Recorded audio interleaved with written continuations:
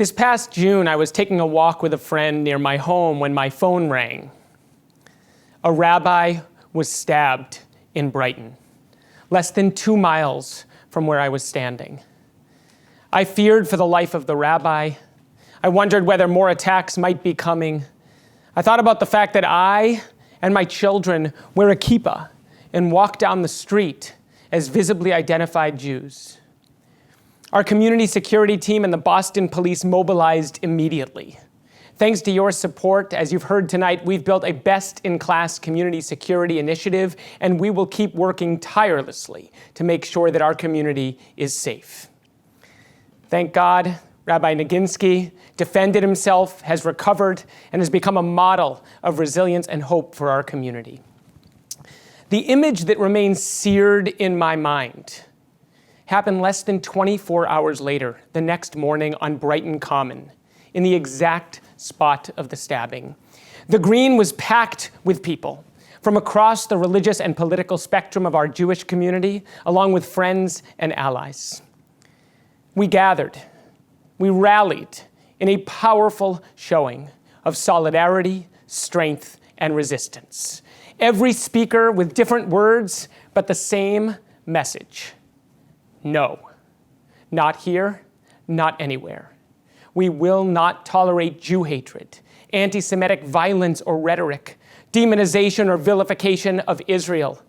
We will not tolerate hatred, bigotry, or violence against anyone. That is not who we are, and we will not stand for it. As the rally went on, what had been a light rain turned to a downpour. Picture the crowd standing there in the pouring rain, hoods, umbrellas, the ground under our feet was soaked, but not a soul moved. All eyes were fixed on the stage, with politicians and civic leaders, and standing right next to me was a line of rabbis, several of whom spoke that morning with another powerful message. This rally, they told us, was not only about protection, solidarity, and defense. It was about light, love, and hope. That's why we are so relentlessly committed to the survival of the Jewish people. Because we have a mission and a story to share with our children and with their children, with our friends and with the world. A message of goodness, compassion, and justice. That's our calling. That's our purpose. That's what we in this community have been doing together for over 125 years, and that's what we'll continue to do for generations to come. As I listened to those speakers and looked out at the crowd under their umbrellas with their signs now soaked with rain, I thought about a saying that a wise friend of mine loves to quote. Life isn't about waiting for the storm to pass. It's about learning to dance in the rain. I have faith in us and our future because our community is willing to stand shoulder to shoulder in the pouring rain because we already know how to dance in that rain. Resilience is one of the calling cards of the Jewish people and one of the reasons why we have endured for 3,000 years. And I get to see every day firsthand the resilience of this community that has enabled us not only to weather the past 20 months, but to get stronger. The resilience of synagogue leaders and community members who have doubled down on relationships and found new ways to create community, to pray, to celebrate, and to mourn in remote and hybrid environments. And they keep pushing forward because our Jewish life depends on them. The resilience of our Jewish day schools who hit remote learning out of the park, got our kids back to school last year, and this year opened with banner enrollment. Schools that put values, community, and children at the center of everything they do deliver an extraordinary education no matter what the circumstances.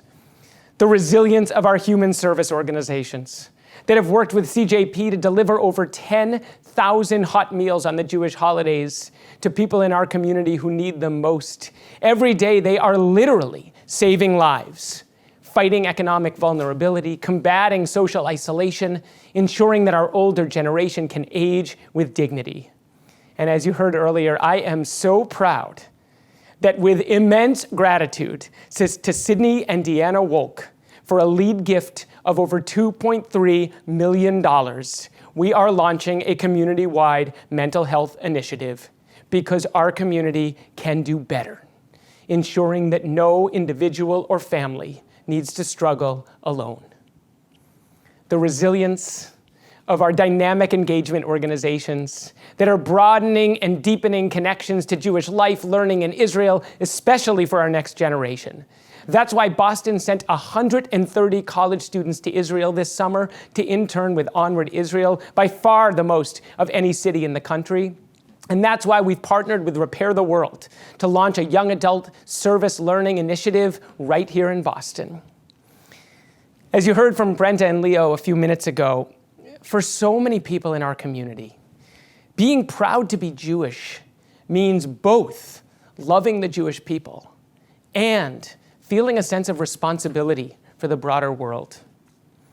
Back in August, as we watched with horror the events in Afghanistan unfolding, so many of you across this community from every religious and political background called CJP and asked, what is our community going to do?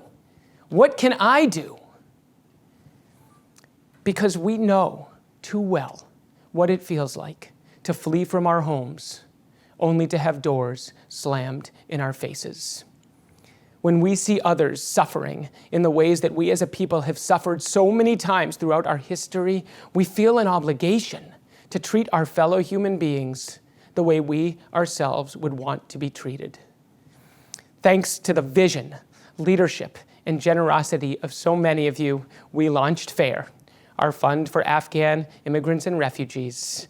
And I'm proud to say that already 650 donors have donated over $500,000. Look, I know there's so much we disagree about.